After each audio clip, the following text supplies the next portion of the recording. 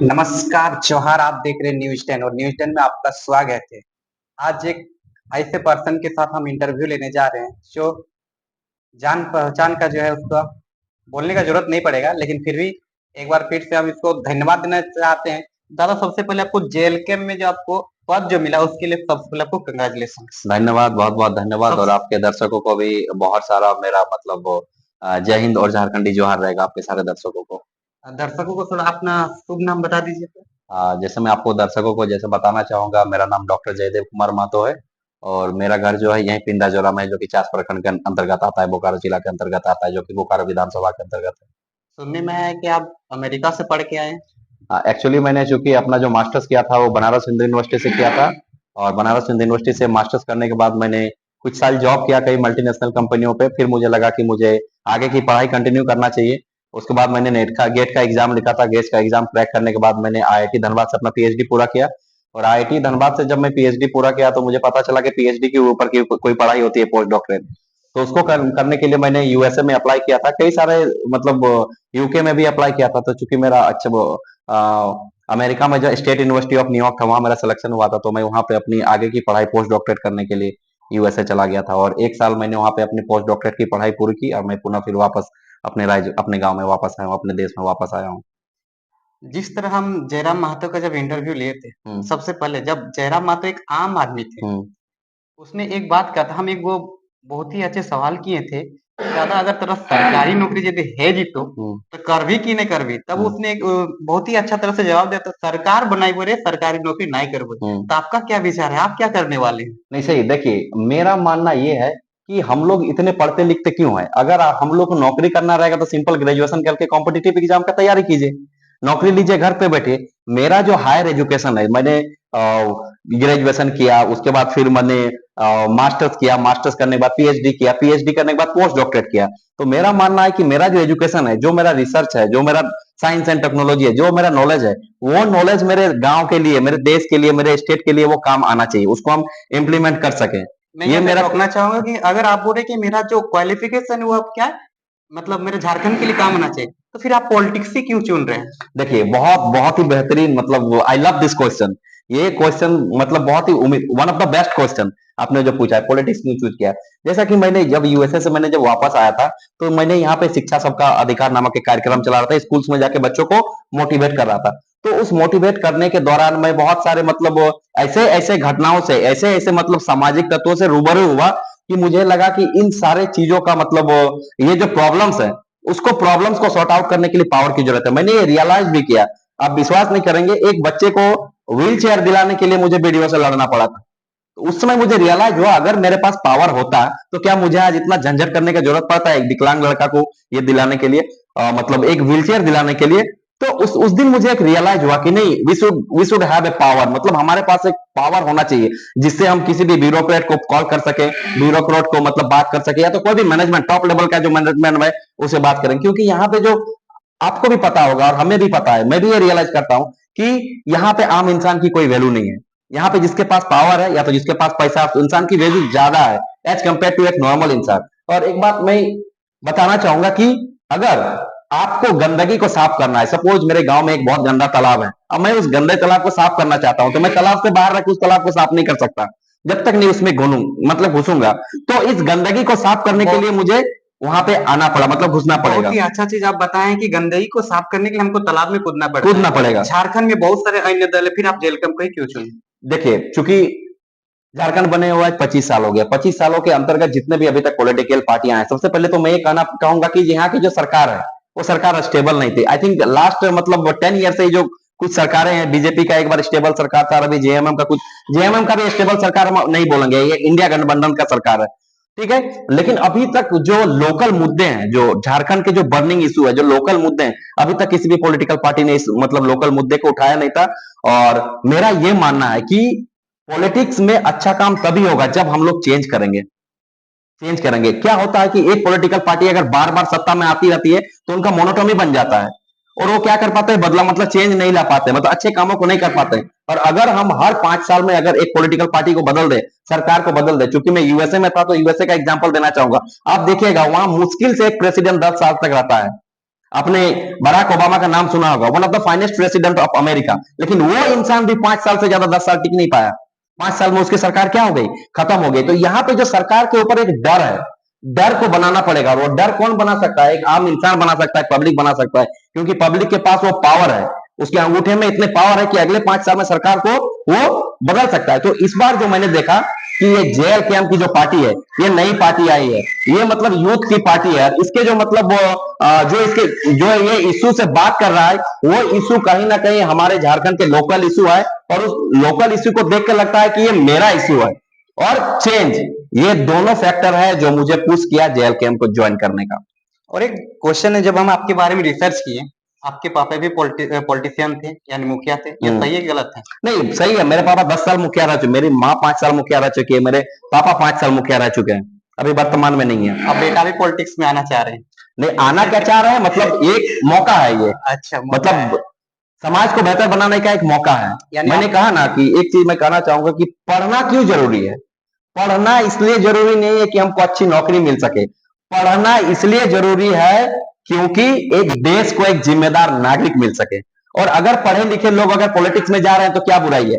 Simply हम लोग रोते हैं, हमेशा रोते हैं कि छपा छापता विधायक बने गलो, छपा छापता मंत्री बने गलो, और जैसे अगर विकास नहीं पाते, इस पे भी रो रहे हैं। और अगर कोई पढ़ा लिखा लड़का पॉलिटिक्स में आ रहा है तो उस पे भी लोग क्रिटिसाइज कर रहे हैं, एकरा यदि आता है ढुके गिरो लेते हैं, अमेरिका जाके पढ़ो लड़का है, तो इंसान जाए तो जाए। मेरा क्वेश्चन नहीं, आम जनता का क्वेश्चन है, मतलब नॉर्मल हम इन जनरल आपसे डिस्कस कर रहे हैं, क्योंकि फेसबुक के माध्यम से मुझे बहुत सारे मतलब ट्रोल किया जा रहा है, ट्रोल किया जा रहा है कि एटाई यदि करे रोल है, अमेरिका से पीएचडी करे काले या होलुलिटाई करे रोल तो वहां पढ़ा की जाने गए। मतलब उसमें भी प्रॉब्लम है। एक जगन्नाथ महतो जब शिक्षा मंत्री बनते हैं तो उसमें भी ट्रोल होता है कि 10th पास वाला आदमी शिक्षा मंत्री बन जाता है तो देश का विकास कैसे होगा।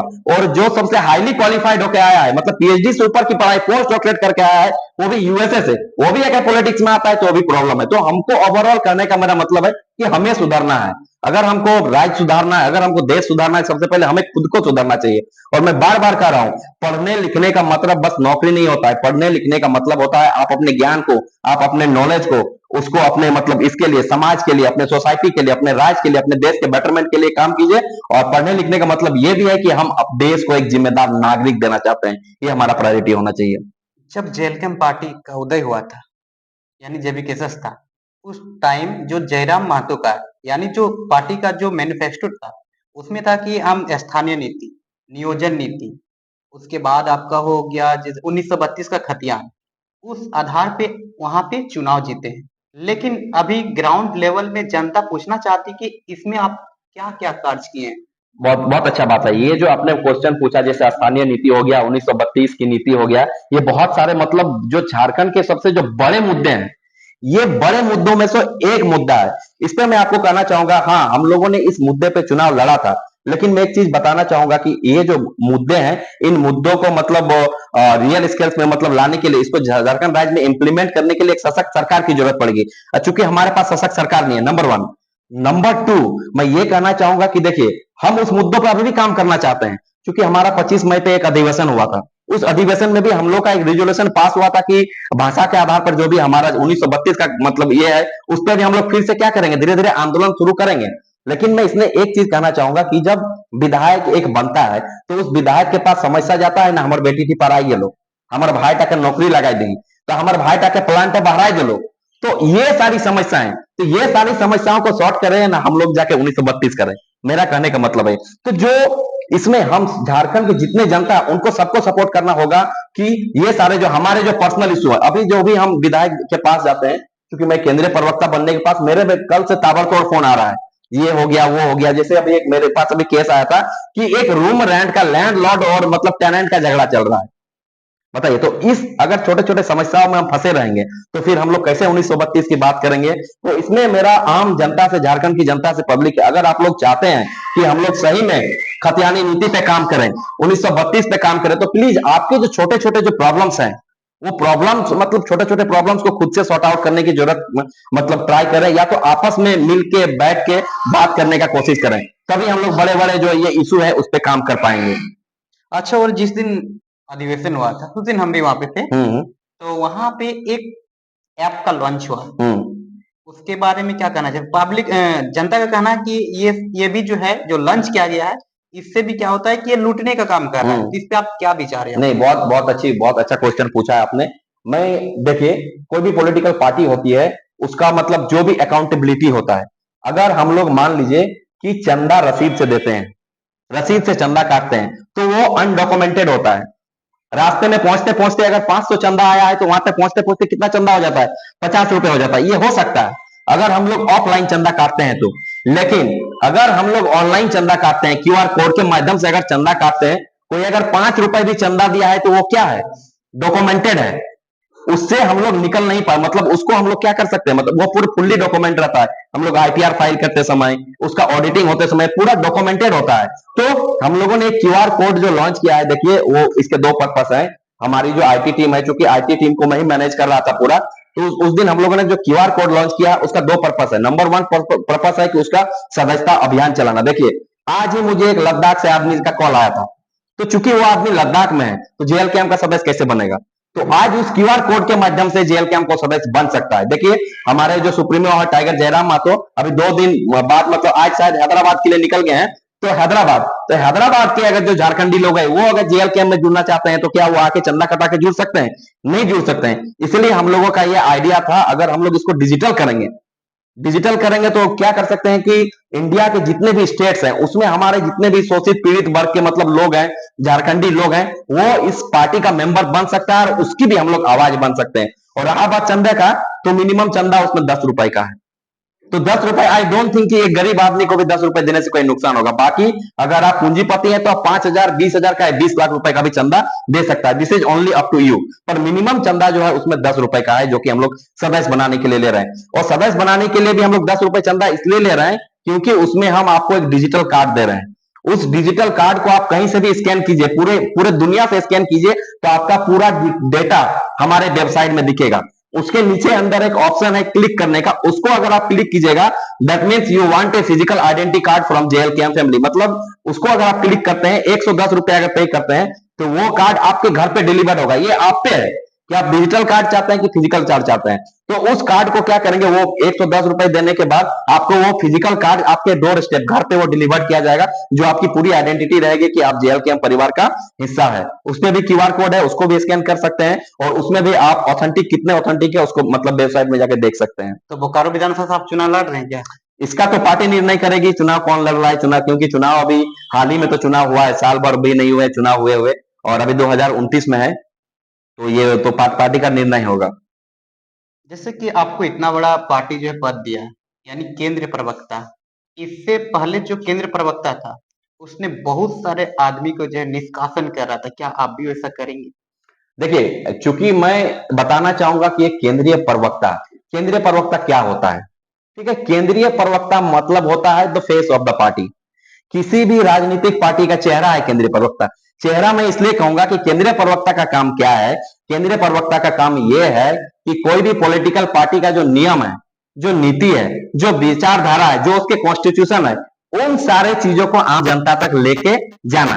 अगर कोई हमारी पार्टी को मतलब किसी हमारी पार्टी को गलत आरोप लगा रहा है या टिप्पणी कर रहा है, तो अपनी पार्टी को क्या करना, डिफेंड करना। हमारे पार्टी के जो घोषणा होंगे, उन सारी घोषणाओं को मीडिया के समक्ष लाना। ये एक मतलब केंद्रीय प्रवक्ता का जो मुख्य कार्य होता है। केंद्रीय प्रवक्ता के पास I don't think as per my knowledge concern, मेरे देखिए टाइगर जयराम मातो उसी वक्त आपने भाषण के दौरान हम देखे एक न्यूज में, क्योंकि मजाक का पात्र बना देता है। इसका मतलब यानी अपने पद में जो रहते हैं वो बोलते हैं मजाक का पात्र बन जाए। मजाक का पात्र बनाने का मतलब ये हो गया कि जो आपको जिम्मेदारी दी गई है, उस जिम्मेदारी से आप मतलब बचपना अनमेच्योरिटी अगर शो करने लगेंगे। जैसे मेरा खुद का मानना है कि जैसे मैंने केंद्रीय प्रवक्ता के बारे में बताया, तो कि क्या क्या उसके काम होते हैं, तो आई डोंट थिंक, मुझे नहीं लगता कि केंद्रीय प्रवक्ता के पास ये राइट होता है कि किसी भी पॉलिटिकल मतलब किसी भी मतलब सदस्य को निकाले या घुसाए। जहां तक मेरा, हो सकता है मेरे पास कम नॉलेज हो, लेकिन जहां तक मेरा ये नॉलेज है। तो 2029 में इस बार जो आप लोग का सीट जो था लगभग 71 जगह, तो 2029 में हमको लग रहा है लगभग इस बार 81 जगह पे सीट होगी। देखिए, जिस तरह से जनता का हम लोग विश्वास जीत रहे हैं, और आप लोगों का अगर प्यार सहयोग और सपोर्ट रहेगा, इसी तरह सपोर्ट बना रहेगा, नो डाउट हम लोग ज्यादा से ज्यादा सीटों पे यहाँ पे झारखंड से लड़ना चाहेंगे। क्योंकि जो झारखंड के जो मूलभूत मुद्दे हैं, उस मुद्दे पे हम लोग पूरा 100% तभी काम कर सकते हैं जब हमारे पास एक बल हो, विधानसभा में एक बल हो। चूंकि हमारे पास अभी एक ही विधायक है, और मैं बताना चाहूंगा ये विधायक भी है तो ये मतलब मामूली सा विधायक नहीं है, ये वो विधायक है जो सरकार जैसे मतलब सरकार अभी क्या है, बेलगाम घोड़े जैसा है।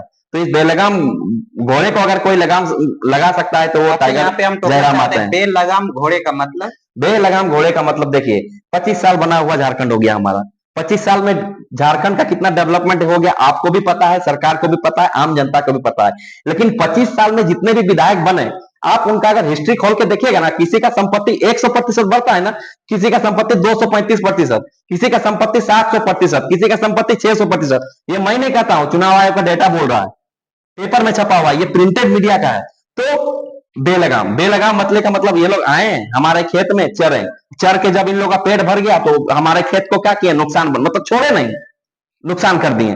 तो बेलगाम कहने का मतलब है इस पूरे सिस्टम से जो सरकार ने खुला छोड़ के रखा है। तो इस बेलगाम घोड़े को अगर कोई कंट्रोल कर सकता है, कोई लगाम में ला सकता है, तो हमारे मतलब विधायक जी हैं, डुमरी विधायक जी हैं, जिनको टाइगर जयराम मातो के नाम से जाना जाता है। जेएलकेएम पार्टी का अगला रणनीति क्या होगा? देखिए, जेएलकेएम पार्टी का अगला रणनीति के बारे में बताना चाहूंगा कि हमारी जो पार्टी है, चूंकि हमारी पार्टी ने अभी 25 जुलाई को एक साल पूरा किया है पार्टी रजिस्टर्ड हुए हुए, और हम लोगों ने अपना अभी पहला अधिवेशन मतलब फर्स्ट एनिवर्सरी पहला अधिवेशन हुआ है। तो पहले अधिवेशन में हम लोगों ने क्या किया, अकॉर्डिंग टू द कॉन्स्टिट्यूशन हम लोगों ने क्या किया, केंद्रीय कमेटी का विस्तार कर दिया।